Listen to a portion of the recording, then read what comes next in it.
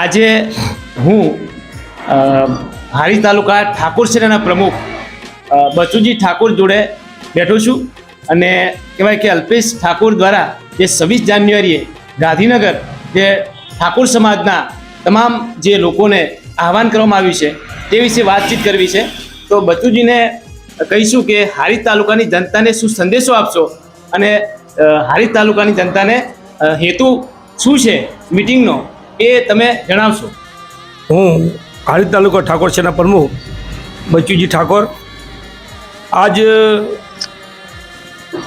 26મી જાન્યુઆરી નિમિત્તે એક ઠાકોર સેના દ્વારા એક ઇતિહાસ રચવા જઈ રહ્યા હોય ત્યારે હું મારા હારી તાલુકાના તમામ ગ્રામ સમિતિના તમામ હોદ્દેદારોને હું એક એવું આહવાન આપું છું કે એક ઐતિહાસિક અલ્પેશભાઈના ઐતિહાસિક વિચારધારા સાથે આજે એક નવું શિક્ષણ ધામનું ખાતમુહૂર્ત હોવાથી 26 તારીખે રાત્રે 3 વાગે એક મિટિંગનું એટલે કે મહાસંમેલનનું એક આયોજન કરવામાં આવ્યું છે.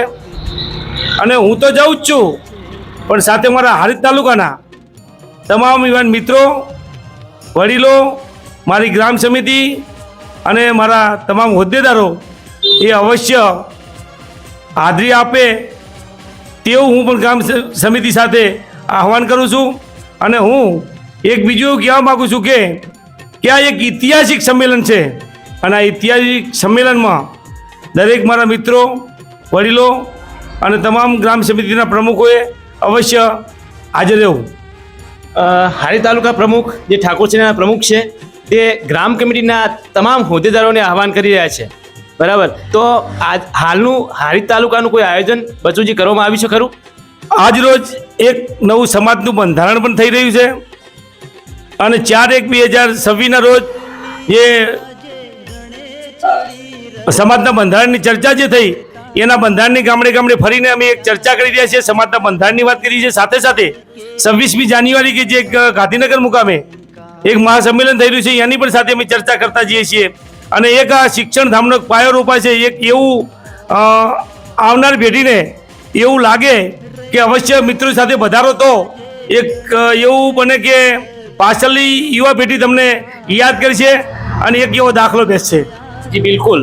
હાલનો પ્રશ્ન એવો પણ આવી શકે બચુજી કે તમે એક ઠાકોર સેનાના પ્રમુખ છો, ક્યાંક ને ક્યાંક પક્ષનો કોઈ પ્રશ્ન આવે એવો તો કોઈ પ્રશ્ન નથી ને લોકોમાં, એ ખાસ તમે સ્પષ્ટતા કરો જેથી કરીને આપણો ઠાકોર સમાજ માટે છે કે કોઈ પક્ષ માટે નથી ને?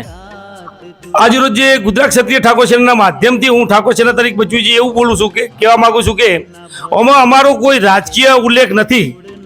એક શિક્ષણ, એક લોકોની વિચારધારા એવી ગમે તે હોઈ શકે પણ હું ઠાકોર સેના વતી એવું કહી શકું છું કે એક બાળકો માટે ત્યાં એક ઇતિહાસ રચવા જઈ રહ્યો ત્યારે એક શિક્ષણ ધામનું એક ખાતમુહૂર્ત હોવા છતાં એક ધોરણથી મોડી અને જે કોલેજો સુધી એક યુનિવર્સિટી ઠાકોર સમાજની બનવા જઈ રહી હોય ત્યારે આમાં કોઈ રાજકીય કોઈ વાત હોતી જ નથી. રાજકીય વાત કોઈ છે પણ નહીં. બિલકુલ. બચુજી પોતે જણાવી રહ્યા છે કે શિક્ષણ ધામનું કહેવાય ને કે એક શિક્ષણ એ એક એવો પાયો છે કે જેમાં કહેવાય ને કે જીવન આખા બદલાય છે. અને આ શિક્ષણનો પ્રશ્ન લઈ અને બચુજી અને ઠાકોર સેના નીકળી છે ત્યાં રાજકીય કોઈ પ્રશ્ન નથી. ભલે કોઈ વ્યક્તિ એમનો પ્રદેશ પ્રમુખ કોઈ પક્ષમાં હશે તો પણ હાલ એ ઠાકોર સેના તરીકે વાત કરી રહ્યા છે, ઠાકોર સમાજના એક સમાજના એક અગ્રણી તરીકે વાત કરી રહ્યા છે. તો એમનો ખાસ સંદેશ છે કે હારી તાલુકાની જનતા, તમામ જનતા 26 જાન્યુઆરી આવે અને આહવાનનો સ્વીકાર કરે અને આપણી એકતાના એ દર્શન કરાવે. બચુજી અંતમાં કંઈ કહેવું છે તમારે? અંતમાં એવું કે શિક્ષણ એ જ સમાજનો વિકાસ છે અને શિક્ષણ એ જ પ્રગતિ છે. અને દરેક બીજા સમાજોના હરોળમાં જવું હોય તો શિક્ષણ ઉપર વધુ ભાર મૂકવો પડશે. અને હું એવું કહેવા માગું કે 100% શિક્ષણ મેળવો, શિક્ષણથી સમાજનો ઉદ્ધાર છે. બિલકુલ. બચુજી શિક્ષણને સમર્થન આપે છે.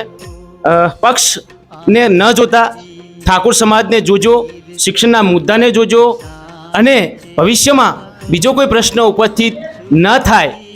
આવનારો સમય કહેવાય ને કે શિક્ષણ સિવાય કોઈનો ઉદ્ધાર થવાનો નથી. માત્ર ને માત્ર હેતુ છે તો એ શિક્ષણનો, શિક્ષણધામનો.